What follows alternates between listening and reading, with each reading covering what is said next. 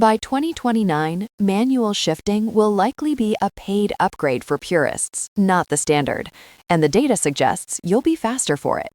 The era of the dumb drivetrain is ending.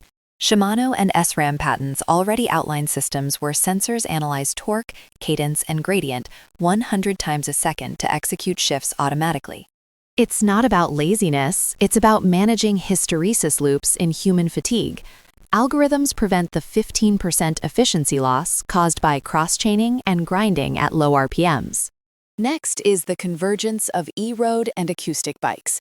We are currently tracking a transition to solid-state batteries, which will nearly double energy density by 2028.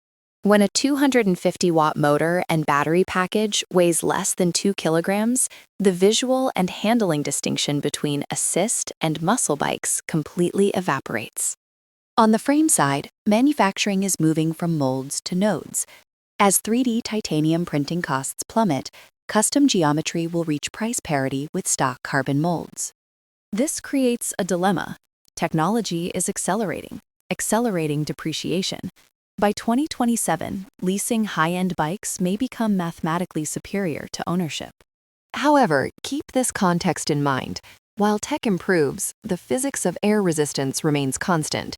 The aero gains from 2025 to 2030 will yield diminishing returns. The smartest investment isn't waiting for the 2030 superbike. It's maximizing your ride time today. The technology changes, but the joy of propulsion is immutable. Don't wait for the future. Ride today.